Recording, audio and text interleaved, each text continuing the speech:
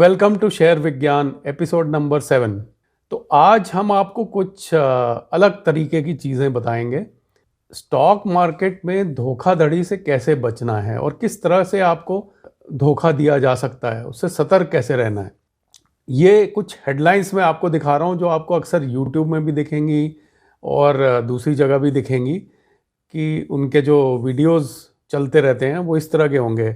900 रुपए के निवेश से करोड़पति बनने का बड़ा आसान फॉर्मूला। एक जैसे ये है, टाटा ग्रुप ने कंपनी को खरीद लिया है, या कोई भी ग्रुप, कहीं पे आपको रिलायंस भी मिल सकता है, कहीं अडानी ग्रुप भी मिल सकता है, कुछ भी। फिर सस्ते शेयर, रातों रात माला माल।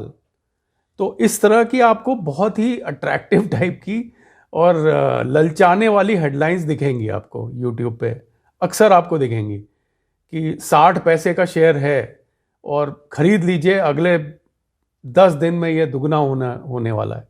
तो इस तरह की बहुत सारी भ्रामक हेडलाइंस आपको दिखेंगी यूट्यूब में। तो हमारी कोशिश ये है कि आपको इतना कैपेबल बना दें, आपके अंदर इतनी कैपेबिलिटी पैदा कर दें कि आप ये सब चीज़ों से बच के रह सकें खुद। और अक्सर आप देखेंगे कि आपको वीडियोस में ये बताया जाता है कि कैसे आपको कुछ पता नहीं है और आप जान भी नहीं सकते, तो किसी ना किसी एक्सपर्ट की मदद ले लीजिए। जबकि हमारी इस सीरीज़ में कोशिश ये है कि हम आपको वो सब चीज़ें बताएं जिससे आप अपने अंदर ये कैपेबिलिटी खुद पैदा कर सकें, खुद कॉन्फिडेंस आपके अंदर इतना आ जाए कि आपको किसी की बातें सुनने की या उसको मानने की ज़रूरत नहीं है। सुने आप सबकी, लेकिन करिए जो आपने खुद डिसाइड किया है, खुद ज़रूरी समझा है अपने लिए। तो अब जैसे हम कुछ फ्रॉड्स की तरफ आते हैं, किस तरह से फ्रॉड चलते हैं। एक जैसे है शेल कंपनीज बनाते हैं लोग। कहने का मतलब, कंपनी में ना कोई एसेट होगा, ना उनकी कोई मशीनरी होगी, ना लैंड होगी, कुछ नहीं होगा, सिर्फ कंपनी होगी और नाम बड़ा अट्रैक्टिव सा रख देंगे।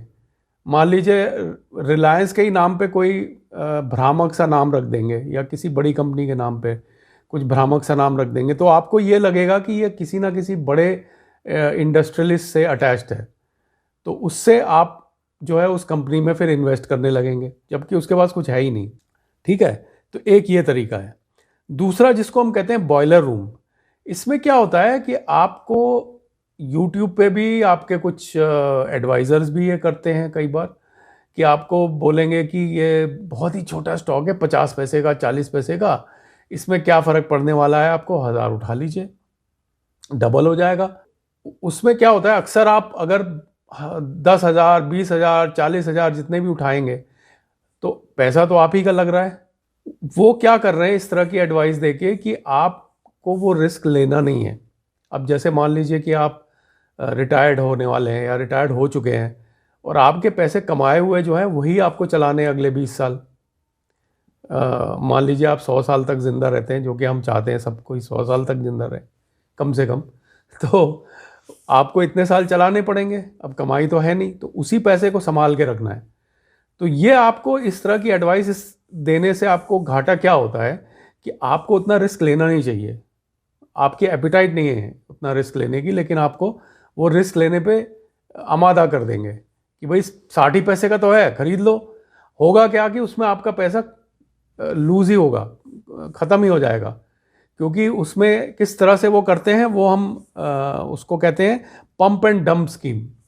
पंप एंड डंप स्कीम में क्या होता है कि बहुत सारे जो हैं रूमर स्प्रेड करते हैं, अफवाहें जो हैं वो फैलाते हैं और फेक न्यूज़ फैलाते हैं, जो कि गलत होती है, और उससे वो शेयर प्राइस बढ़ता जाता है। जैसे कहेंगे कि उन्होंने कोयले की खदान उनके पास आ गई है, या ऑयल का तेल का कुआं आ गया है, या उनको कोई एक्वायर करने वाला है, या उनकी बिजनेस में डिमांड इतना ज़्यादा आने वाला है, वगैरह वगैरह वगैरह, जिसकी कोई ज़मीनी स्तर पे कोई सबूत नहीं है जिसके लिए।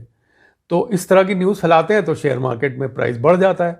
जब बढ़ जाता है तो जो उसमें मेन आदमी होता है, जो इसके पीछे होता है, वो अपने शेयर्स जो है बेच देता है बढ़े हुए प्राइस पे, और जैसे ही वो बेचता है वैसे ही वो प्राइस गिर जाते हैं, आपका पैसा लूज हो जाता है, क्योंकि आप नहीं बेच पाते हो तब तक। और कब वो बेचेगा ये आपको नहीं पता चलेगा। आप सोच रहे हो, आप लालच में आ रहे हो, आप सोच रहे हो डबल ट्रिपल हो जा रहा है, या जो भी आप सोच रहे हो, 10%, 20% भी सोच रहे हो, फैक्ट ये है कि वो आपसे पहले बेच जाएगा, ये आप समझ लीजिए कि उसको आप बीट नहीं कर सकते हैं, उसको नहीं हरा सकते आप। तो इस तरह की स्कीम में जाने का ही कोई फ़ायदा नहीं है, आप नहीं जाना चाहिए। अच्छा, एक तो ये हो गया। उसके बाद बोगस बिजनेस ऑफरिंग होती है।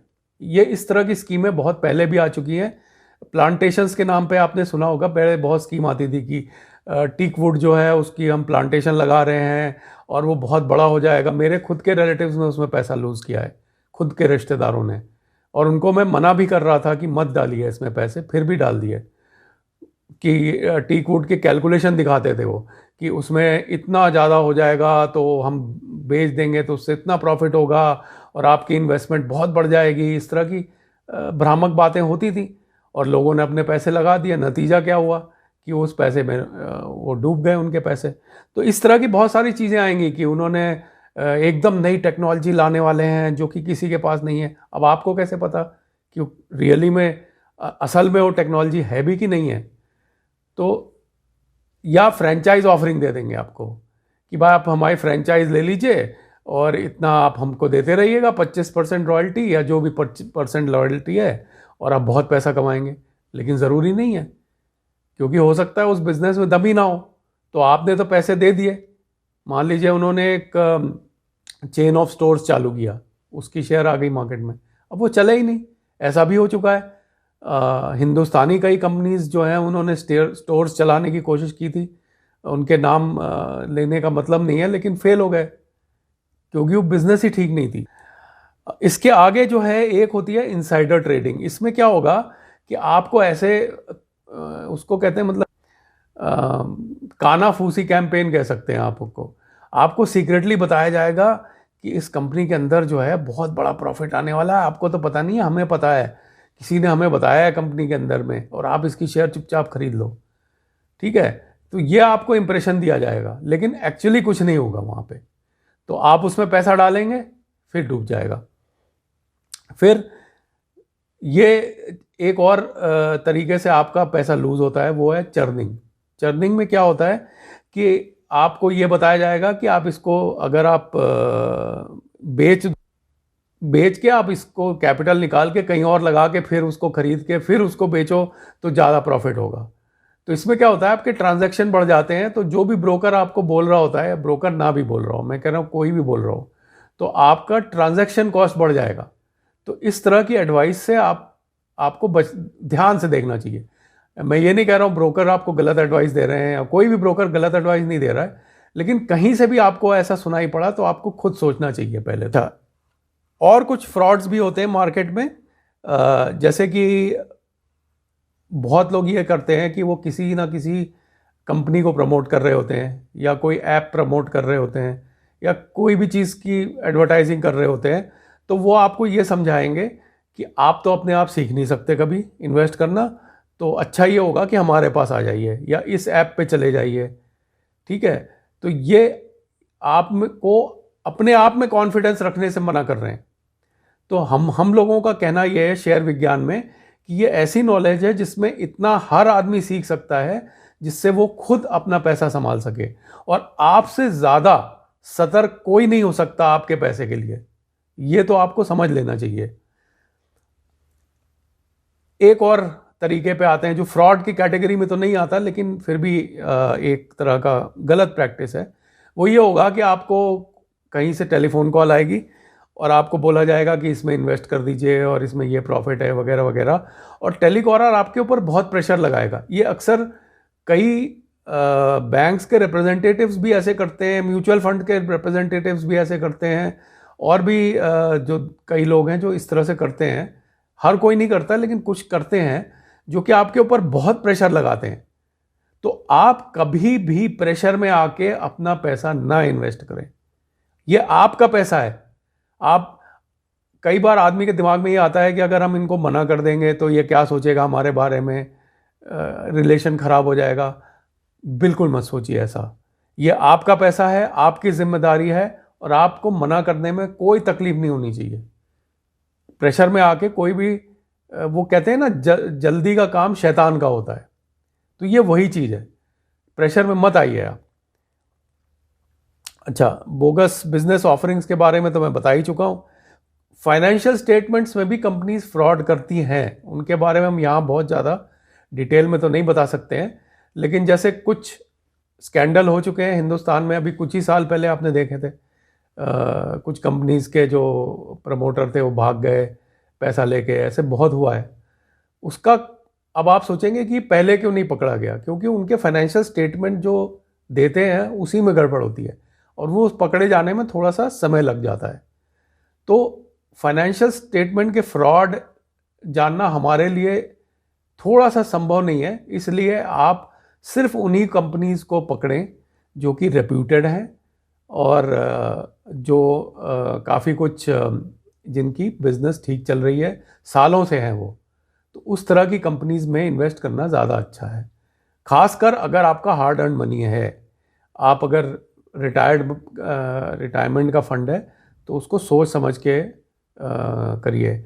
और इसके अलावा अपने आप में जो नॉलेज होती है, आप खुद अगर फंडामेंटल एनालिसिस करेंगे तो आपको समझ में आ जाएगा कि ये कंपनी ठीक है या नहीं है। वैसे ज़्यादातर जो कंपनीज़ हैं निफ्टी 50 या 500 टॉप कंपनीज हैं वो ठीक हैं, ऐसा कुछ हमें नहीं लगता कि उसमें गड़बड़ है।